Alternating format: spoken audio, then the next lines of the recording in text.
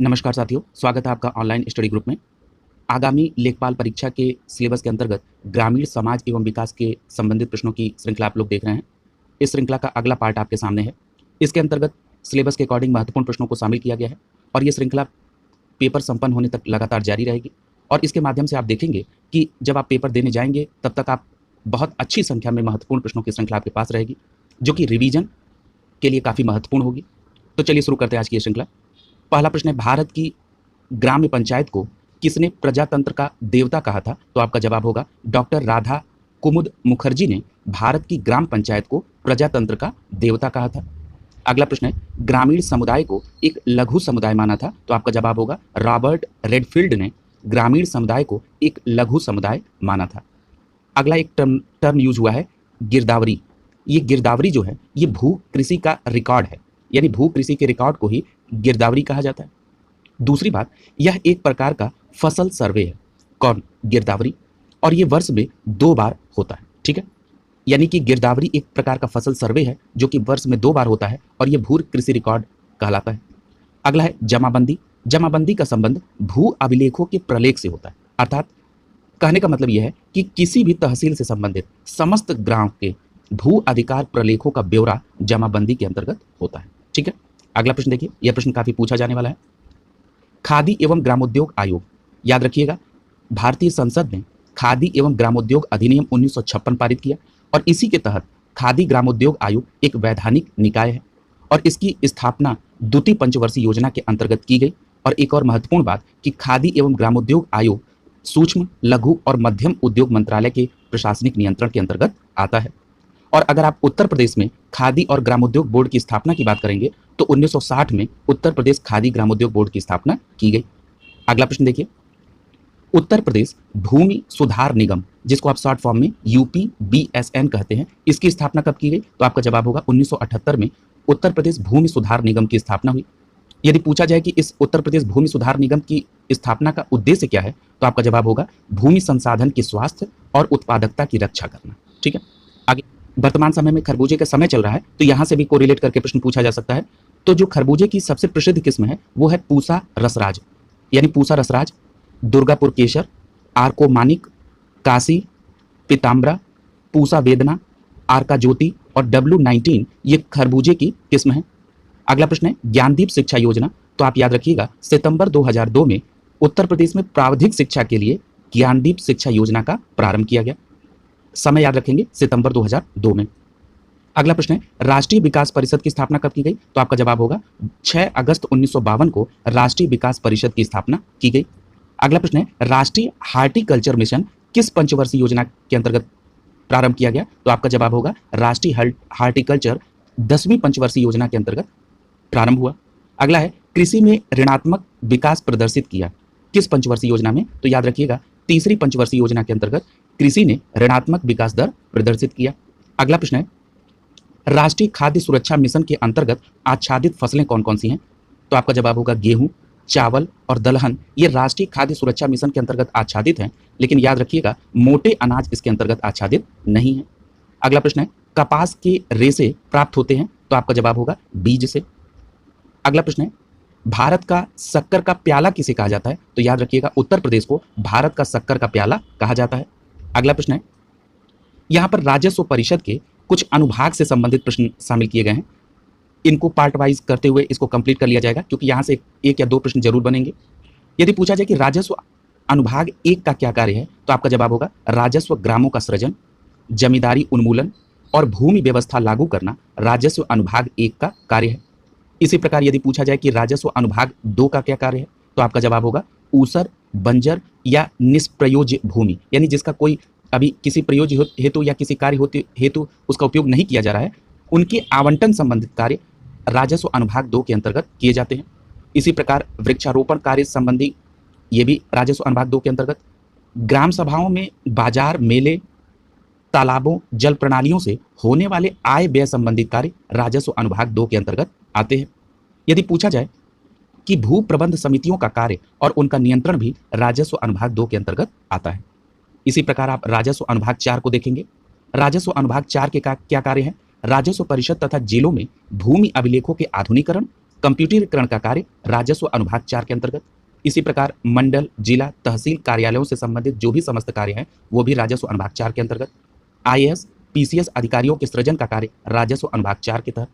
लेखपाल की प्रशिक्षण विद्यालयों की स्थापना, जो लेखपाल के प्रशिक्षण विद्यालय हैं उनकी स्थापना संबंधित विषय कार्य भी राजस्व अनुभाग 4 के अंतर्गत आते हैं, महत्वपूर्ण है।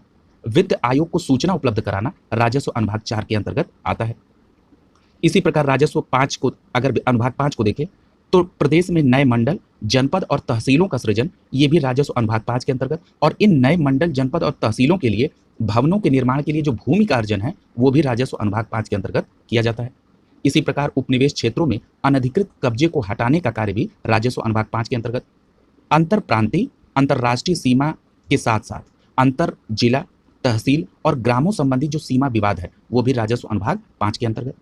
यदि पूछा जाए कि सर्वे ऑफ इंडिया द्वारा बनाए गए नक्शे में दर्शित सीमांकन और प्रमाणीकरण का कार्य किस राजस्व अनुभाग के अंतर्गत, तो आपका सीधा जवाब होना चाहिए 5 के अंतर्गत। वित्त आयोग संबंधित कार्य राजस्व अनुभाग 5 के अंतर्गत। राजस्व स्थायी समिति का समन्वय कार्य ये भी राजस्व अनुभाग 5 के अंतर्गत किया जाता है। कलेक्ट्रेट भवनों तथा तहसील भवनों के जो अहाते हैं उसमें भूमि का आवंटन और पट्टा प्रबंधन कार्य भी राजस्व अनुभाग 5 के अंतर्गत किया जाता है। यहाँ आज हम लोग राजस्व अनुभाग 5 तक देखेंगे, फिर अगले पार्ट में इसके आगे देखते हुए इस श्रृंखला को कंप्लीट कर लेंगे ताकि आपके ऊपर कई सारे फैक्ट का भार भी ना आए और धीरे धीरे आप तथ्यों को स्मरण भी करते रहेंगे।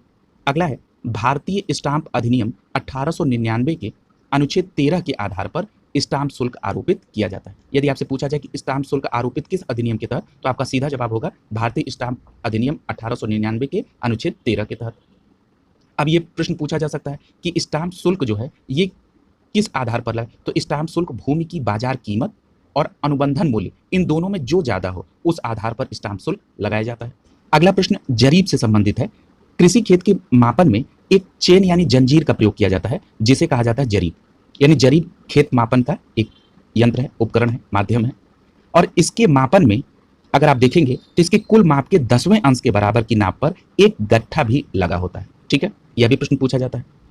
अब अगर हम एक जरीब बराबर कितने गट्ठा होते हैं, तो 20 गट्ठा होते हैं। और एक जरीब बराबर कितने गज होते हैं, तो 55 गज होते हैं। ये आपको क्लियर कट याद होना चाहिए। अगला है कि जरीब के प्रकार दिए गए। जरीब के बेसिकली 3 प्रकार होते हैं। एक होता है शाहजहानी जरीब, दूसरा होता है गंटरी जरीब और तीसरा होता है मीट्रिक जरीब। पहले बात करते हैं शाहजहानी की। शाहजहानी जो जरीब होता है ये विभिन्न लंबाइयों में होता है, 44 गज से लेकर 56 गज तक। और अगर मैक्सिमम प्रयोग की बात करेंगे तो ये आधा 22 गज से 28 गज तक इसमें प्रयोग किया जाता है। और एक बात और याद रखिएगा कि ये जो शाहजहानी जो काल्पनिक और पूरी जरीब है ये 200 कड़ी की मानी जाती है। ठीक है, और जो शाहजहानी मानक जरीब की एक कड़ी की लंबाई अगर पूछे तो 0.825 फुट या 9.9 इंच शाहजहानी मानक जरीब की एक कड़ी की लंबाई है। इसी प्रकार गंटरी की 22 गज की और मीट्रिक की बात करेंगे तो ये 55 गज के बराबर होता है। और एक बात और याद रखिएगा, मीट्रिक में 20 सेंटीमीटर की लंबाई की वाली 100 कड़ियाँ होती हैं और प्रत्येक कड़ियों के बीच में 3 छल्ले होते हैं और यह 20 मीटर लंबी होती है। इतनी बात आपको याद रखनी होगी। अगला है कि उत्तर प्रदेश में भूमि मापन के कुछ महत्वपूर्ण पैमाने जो कि आपको बिल्कुल याद होने चाहिए।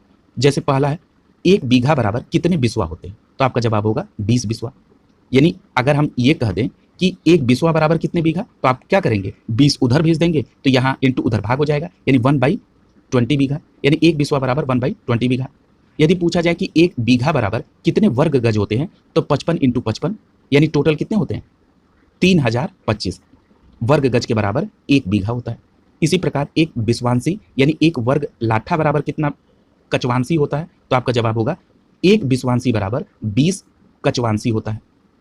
यदि पूछा जाए कि 1 बिस्वा बराबर कितने बिस्वांशी होता है, तो आपका जवाब होगा 1 बिस्वा बराबर 20 बिस्वांशी होता है। यानी 1 बिस्वा बराबर 20 बिस्वांशी और 1 बिस्वांशी बराबर 20 कचवांशी। ठीक है, ये बात आप याद रखेंगे। इसी प्रकार 1 बीघे बराबर अगर वर्ग गज इलाही पूछे तो 60 × 60 वर्ग गज इलाही होता है। यदि पूछा जाए कि 1 हार्स पावर बराबर कितने वाट होते हैं, तो आपका जवाब होगा 1 हार्स पावर बराबर 746 वाट होता है। ग्रीन गोल्ड किसे चाय को कहा जाता है। यदि पूछा जाए कि आम्रपाली किस्म जो है ये किन दो आमों के किस्मों के क्रॉस से बना है? तो आपका जवाब होगा दशहरी और नीलम आम की किस्मों को अगर क्रॉस कराया जाए तो आम्रपाली किस्म बनती है। इसी प्रकार हवा से नत्रजन संचित करने की क्षमता किसकी होती है? तो जो दलहनी फसलें होती हैं ये हवा से नत्रजन संचित करने की क्षमता होती है। यदि आपसे झूमिंग या पैडा पद्धति पूछा जाए तो हमने आपको पूर्व में ये बताया था कि झूमिंग और पैडा पद्धति ये उत्तर पूर्वी राज्यों में ज़्यादा होती हैं। इसके अंतर्गत क्या होता है यहाँ ये समझिए, इसमें जंगल को काट कर खेती के लिए सूखने के लिए छोड़ दिया जाता है, ठीक है। और अगर सर्वाधिक क्षेत्र पूछे कि झूमिंग क्षेत्र कहाँ पे है तो आपका जवाब होगा नागालैंड में। अगला है सामान्य फसलें उगाने के लिए जो उर्वर भूमि होती है इसकी सामान्य जो पीएच होता है वो कितने के लगभग होता है? तो आपका जवाब होगा 6 से 7 पीएच, ये उर्वर भूमि का पीएच है। अगर पूछा जाए कि गेहूं की अच्छी खेती के लिए कौन सा समय अनुकूल है तो मध्यम ताप और मध्यम वर्षा का समय गेहूं की अच्छी खेती के लिए। अगर चावल की खेती के लिए पूछा जाए तो 100 सेंटीमीटर से ऊपर वर्षा और 25 डिग्री सेंटीग्रेड से ऊपर का ताप होगा तो ये चावल की खेती के लिए अनुकूल होगा। चावल के लिए एक और प्रश्न है कि भारत में चावल के कटोरे के नाम से किस क्षेत्र को जाना जाता है? तो आपका जवाब होगा कृष्णा गोदावरी डेल्टा क्षेत्र चावल के कटोरे के रूप में जाना जाता है। यहाँ पर कुछ फसलों की महत्वपूर्ण किस्मों के बारे में दिया गया है, जरा उसको भी देख लीजिए। जैसे अगर पूछा जाए कि गेहूं, तो गेहूं की जो किस्में हैं कल्याण सोना, सोनालिका, सोनारा 64 और राज 3077 यानी 3077, ये जो है ये किस्में गेहूं से कौन कौन सी? कल्याण सोना बहुत पूछा गया है, सोनालिका, सोनारा 64 और राज 3077। इसी प्रकार अलसी के संदर्भ में नीलम किस्म फेमस है। सरसों के लिए बात करेंगे तो वरुणा बहुत पूछा गया है, पूसा बोल्ड बहुत पूछा गया, पूसा जय किसान और आशीर्वाद ये भी सरसों की किस्में हैं। मूंगफली की बात करेंगे तो चंद्रा, गंगापुरी और ज्योति ये मूंगफली की किस्में हैं। यदि आप अमरूद की बात करेंगे तो अमरूद की एक प्रसिद्ध किस्म है ललित। इसके अलावा लखनऊ 49 जिसे सरदार अमरूद के नाम से जाना जाता है और इलाहाबाद सुरखा ये भी अमरूद की किस्म है।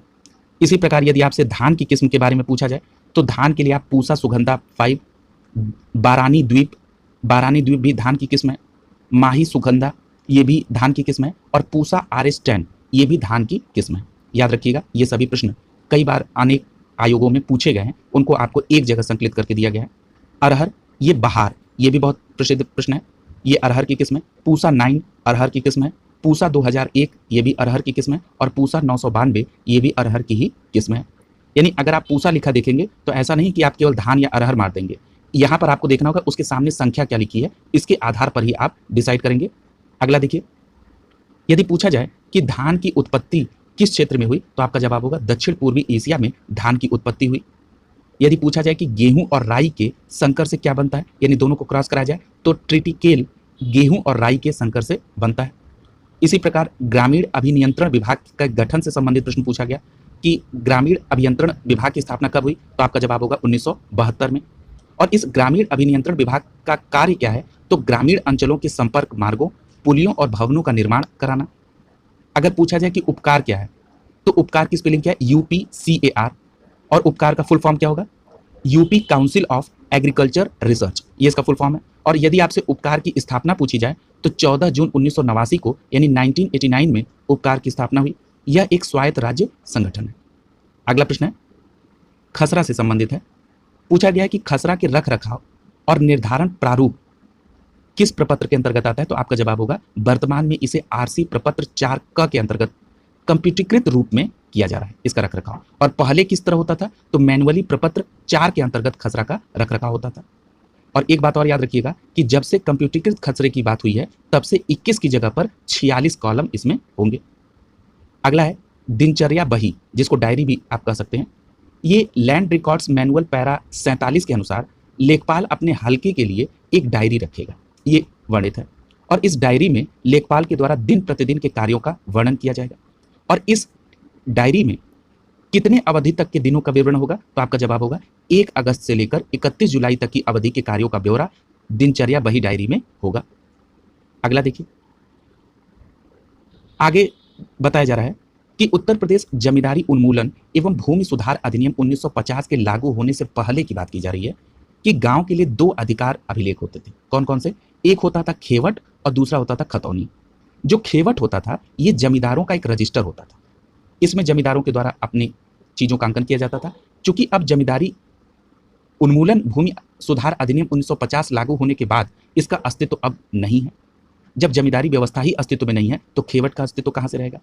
अब अगला है खतौनी। जरा खतौनी से संबंधित बातें जान लीजिए। खतौनी अभी भी प्रयोग में है, इसका कारण क्या है? इसमें जोतदार किस हैसियत से भूमि को धारण कर रहा है, इस बात का विवरण है, इसलिए खतौनी अभी भी प्रयोग में है। क्योंकि ये पहले भी जानकारी होनी चाहिए थी और अभी भी ये जानकारी होनी चाहिए कि कोई जोतदार किस हैसियत से भूमि को धारण कर रहा है, और इसका वर्णन कहाँ होगा? खतौनी में, इसलिए खतौनी का वजूद अभी भी है। और खेवट का क्यों नहीं है? क्योंकि जमींदारों द्वारा ये प्रयोग होता था रजिस्टर, और जमींदारी प्रथा ही अस्तित्व में नहीं है, इसलिए खेवट अस्तित्व में नहीं है।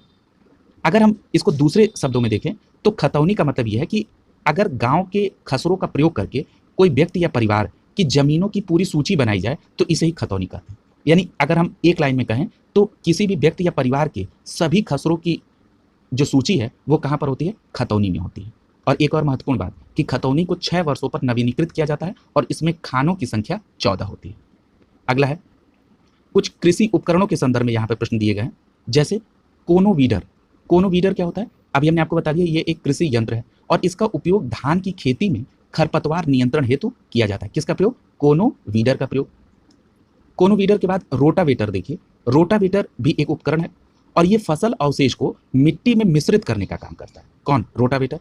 और याद रखिएगा, फसल बोआई के लिए सीड बेड तैयार करने का काम रोटावेटर का होता है। और रोटावेटर को ऑपरेट करने के लिए ट्रैक्टर कितने हार्स पावर का होना चाहिए? तो 35 से 75 हार्स पावर का ट्रैक्टर रोटावेटर को ऑपरेट करने के लिए चाहिए होगा। अगला है स्ट्रा रीपर।